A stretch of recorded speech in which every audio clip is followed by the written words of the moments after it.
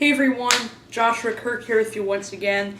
Now it's time for episode 115 of Album of the Day, in which for the second time this year I am reviewing not just one but two albums in this video. Pretty much for a similar reason for me doing it in like my previous double album review.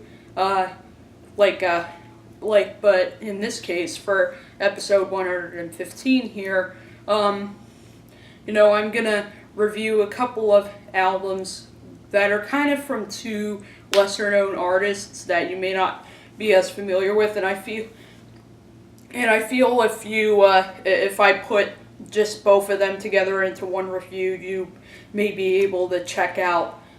You may be more likely to, feel more declined to feel more inclined to check out all kinds of great artists right now that are kind of a smaller artists. And these are both Yep Rock albums, so I'm giving a shout out to my friends over at Yep Rock Records, which is an independent label in North Carolina, and they're like a non-genre specific label, and I've been a member of their completest club since last summer, which means they send me every album that they release in a year. So it's halfway through 2016, so I gotten every album they've released so far this year. And these are two albums that were released on that label in June, and they're from a couple of different artists.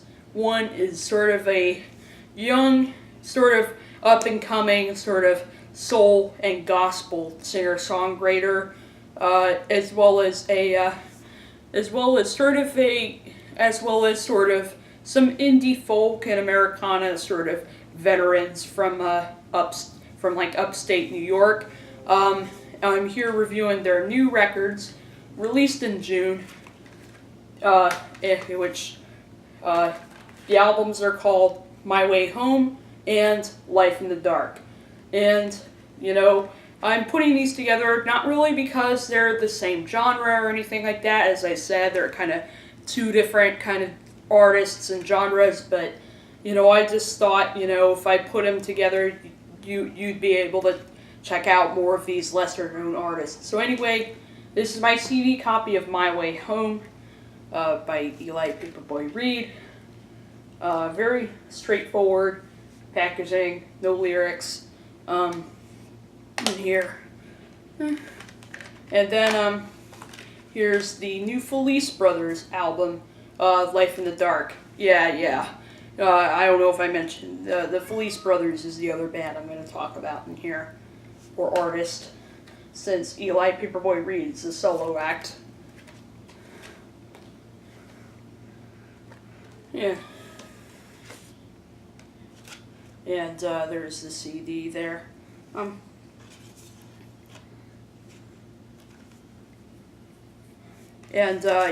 Those are my CD copies of the new records from Eli Paperboy Reed called My Way Home and the Felice Brothers titled Life in the Dark.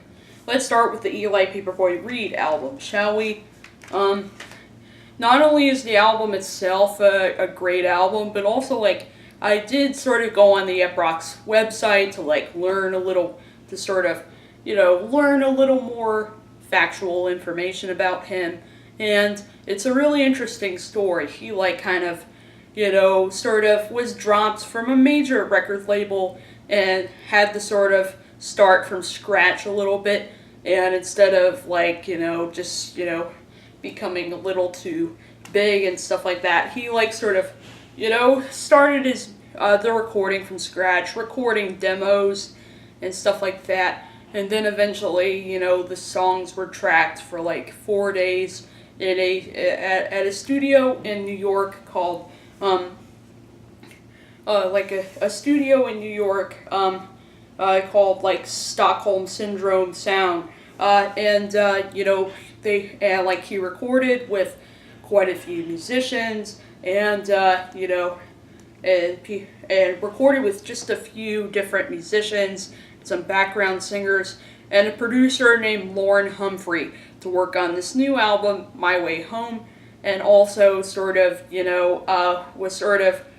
and also Eli has sort of been part of a foundation called Gospel for Teens, where, basically all these young teenagers get to learn a little more about, soul music pretty much. And, you could tell that, he's definitely a very smart sort of, you can tell by his music that he's one of the smartest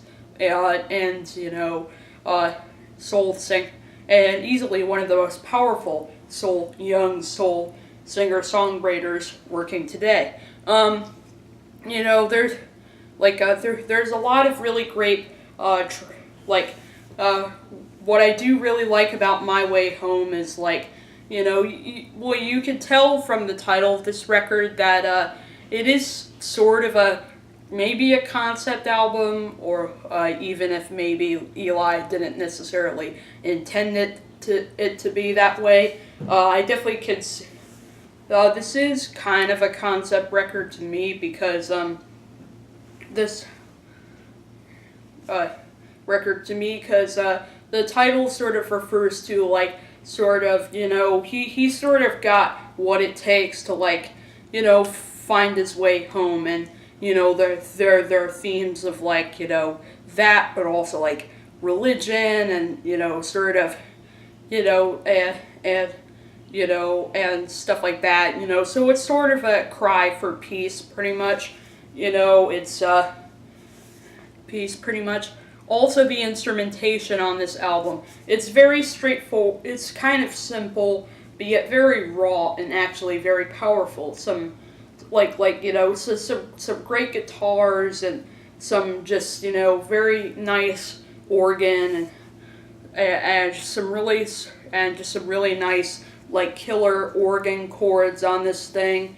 The drums are kind of crisp and grainy in the mix pretty much, and the bass sort of adds a rhythm to the album, and also but probably my favorite part of this whole album is Eli's vocals. His vocals are really powerful, and he really and he keeps a good pitch, and stuff like that, and his voice is sort of he has sort of this possessed preacher kind of voice pretty much, and it's so it's really raw, full of emotion, and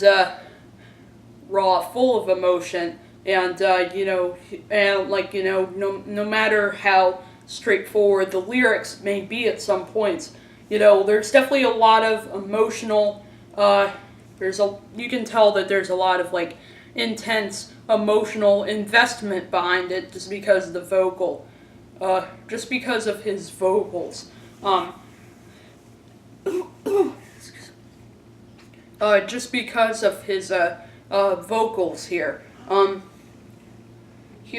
Some of my highlights on this album, one of the singles that was leading up to this album was the song Cut You Down, which is the only non-original cut on the album. And Rap Rock actually sent me a 7-inch that had that song on it, so I sort of discovered him through that and thought it was pretty solid. But I think, in the context of this album, it definitely grew on me a little more, for sure. And it's definitely one of my favorite cuts on here. Really catchy, and, Eli's vocals on this track, definitely have a very standout performance on here, as well as some really nice, sort of doo-wop background vocals, pretty much. There are some background singers on here, like you would usually find in soul music, pretty much. It's just a really good, fun, catchy, sort of, soul tune, and while it may not be original, it's nonetheless definitely a highlight for sure. Other tracks on here that I really like, I love the song Movin. Eli's vocals on that track are very emotive and, make the lyrics all that more powerful, pretty much. much, and then there's the song My Way Home, that define the title track. My Way Home is really good as well. Well, that has sort of a similar, so it's sort of like the companion piece to the song Movin, in terms of like the subject matter of the lyrics. But then also there is some religious topics that pop up too, like on the song, like there's some songs talking about how if you sin, you're definitely gonna get some payback. Like there's the song "Your Sins Will Find You Out," which has a really sort of powerful sort of message to it, talking about how if you've sinned before, they're just gonna find you out, so you can run and hide all you want, but you definitely got a problem here with your soul. And pretty much the same thing with the song "Eyes on You," which I do really like this track too. Talking about how the Lord sort of got his eyes on you. It's pretty powerful. So this album definitely has a lot of depth to it lyrically. So this is definitely not the album for those of you who don't want your soul to be all sort of urgent and stuff like that. It has this kind of urgency to it that I think makes you just want to pay attention to it even more, pretty much. And then of course there are some slower tracks on here. There's the song "I'd Rather Be Alone," and the closer, "What Have We Done," which is a really nice acoustic ballad that closes the album.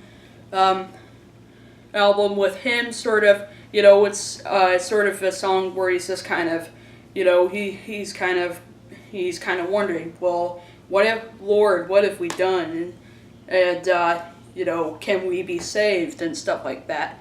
And then of course there's the more frantic, more energetic, just very kind of sweatier cuts on the album, like "The Strangest Thing," or the song "A Few More Days." Days on here. And yeah, just, I don't really have a whole lot of complaints about this album, except, there are a couple of tracks on here that kind of end abruptly a little bit and seem a little too short, and stuff like that. But, for the most part, I'm really digging this album. Easily one of my favorite, gospel and soul records of the year. And I haven't really listened to a lot of soul music and I haven't really heard many soul albums this year, except for this one and maybe another one. But still, if you want a really good emotive gospel record that has an old school kind of 60s, 70s sound, but also has a lot of a big emotion behind it, check out this record. Now, the mix on this record, is pretty lo-fi, and some people may,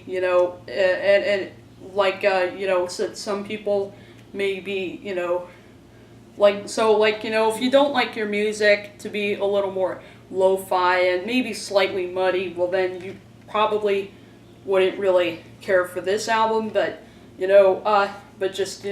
you're okay with the sound quality being a little lo-fi and stuff like that, well then I definitely recommend you check this out. And plus it's pretty lo-fi and kind of grainy, but also really crisp, so it's not too ear grating of lo-fi or anything like that. But yeah, overall, great album. I'm definitely feeling, and I'm definitely going with pretty much a strong 8 out of 10, maybe a light 9 out of 10 or something like that, for this new album by Eli Paperboy Reed called "My Way Home." Anyway, let's go on to the Felice Brothers record, shall we? Had never listened to these guys before, but, I do know that this is sort of their debut for Yep Rock. Also, they've actually been around since the mid-2000s, but I never really listened to a full-length album from them until now. and I will say I'm really impressed with it. They definitely play folk music and write it in a very traditional sense, pretty much. It's, definitely, sort of follows that same sort of folk music tradition that, like, many other bands from that sort of genre, are known for, like, like Old Crow Medicine Show or the Avett Brothers or any of those kind of bands and stuff like that, So, like, since I like my folk music to be maybe a little more traditional and stuff like that, this album did really appeal to me. Probably the thing that pretty much intrigues me most about this album is the lyrics. Ian Felice, you could tell, the front man of this band, focuses a lot on, like, storytelling in his lyrics. On songs like some of my favorite tracks on here, like Triumph 73 or the song Diamond Bell, which is probably the best murder ballad that I've heard in a while, pretty much. Since his lyrics are very detailed, won't really go into a huge detail about it, because these are the kind of stories where you kind of have to let the music speak for itself, pretty much, because, there actually are quite a few spoilers that I won't mention too many of here. Although there are a few lyrics that really stuck out to me that I will kind of mention in my brief little segment in this double review of me talking about this album. Let's talk a little more about the musical sort of, part of this album. Musically, this album has some really organic folk instrumentation. It's very raw, and it's really sort of a fun, sort of, organic, stew of, like, acoustic and electric guitars, bass, drums, tambourine, accordion, fiddle, piano, organ, organ, and stuff like that. There's a few moments on here where banjo pops up and stuff like that. And I think I heard, and do I hear harmonic? And I think I heard a harmonica, on the opening track here, Aerosol Ball, as well as on the track Jack at the Asylum. There's like this, there's like this church pipe organ that comes in the chorus, which I think, sounds really nice on there. And then there's the song Diamond Bell, and on Diamond Bell there's this sort of lone, sort of, eerie banjo that, that's in the back, in the background on the chorus of that track. And there's also, like, I think I heard, like, weird electric violin at some moments on this album, like Triumph 73 or the song Plunder, and stuff like that. The instrumentation on here, I think it's it sounds simple, but, at the same time, it's kind of complex too here on this album here. Now I'm going to talk a little more about lyrics. Oh, and also, like, some really organic, crisp vocals, pretty much, like, their voices, actually, keep a pitch, sort of pitch, pretty much. And I like how it doesn't just devolve into just, painful, just, melodramatic, like, whinging or anything like that. Pretty much, now I'm going to talk a little bit more about lyrics here. I really like the opening track on here, Aerosol Ball. It's, got some, pretty interesting little, like, wordplay in it, maybe a little goofy, but at the same time, definitely goofy in a very tangible and kind of inviting kind of way. And then there's the song Plunder, which is, definitely one of the more energetic cuts on here that, has some pretty, dark lyrics about, like, two dogs letting a schoolgirl drown and stuff like that, as well as, like, this guy on a ship, and then eventually he sees his captain die. Some pretty dark lyrics on there that sort of, come into this more upbeat sort of musical structure here at that track. Definitely, definitely a good track. Track on there. Um, and then there's and the song Triumph 73 has a really interesting story going on. Although I probably won't go into huge detail about that one. You kind of have to let that one sort of speak for itself.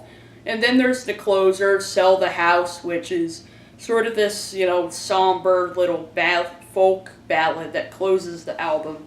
That's about sort of this, father with, it's sort of about kind of this rundown father who's sort of, telling his family to sell the house, and sort of talking about sort of, the ups and downs of having to leave some of your loved ones behind and stuff like that. Pretty somber way to close the album. And it transitions into the hidden track that's at the end of the album, Chain Me to the Earth, really nicely. Following this kind of somber ballad, you get this sort of beer-soaked kind of, sort of almost Irish pub kind of, sort of, inspired track at the end that definitely has, that definitely, I think, Sell the House, pretty much, that follows Sell the House, I think, really nicely. On here. And then, of course, there is a little interlude in the middle of this record, which happens to be the instrumental Sally. And Sally, it's, basically, it shows sort of the band's sort of uncanny ability to just kind of, sort of, let the instruments speak for themselves, and it's just a really fun track, some really great fiddle work on this track, and, some weird little, kind of guitar tuning noises at the beginning of that track, and also some really nice textures on this album provided, I think the sort of double-tracked accordions on this record, add some really nice organic sort of, textures on here, they're very loud and clear in the mix, but not in a bad way, pretty much. And, I definitely do think, the interlude in the middle of this album, Sally, is really nice, sort of fun, foot stomping instrumental in the middle of this record, even though the abrupt ending on it I thought was kind of funny on there. Pretty much, again, this is another record that I don't really have a whole lot of huge complaints about it. If I were to pick a least favorite track on it, I would probably pick the title track, not really sure why. It's just, it's maybe a little less memorable than some of the other cuts on here, but still, for the most part, I think this is going to go down as one of my favorite, folk albums of the year. I'm feeling pretty much, I'm going with an 8 out of 10. I'm going, once again, with kind of maybe a little bit of a light to strong 8 out of 10. Or this new Felice Brothers album, Life in the Dark. Shout out to Yep Rock, thank you for all your support, and, getting me to discover so many, great music this time, or so much great music this time around. And, if you're watching this video, I'm sure you'll be glad to see that I am enjoying some of the music that you've sent me. So, so that's my double album review of Eli Paperboy Reed's My Way Home, and the Felice Brothers' Life in the Dark, and both these artists from New York or something like that. And I'll see you for episode 116.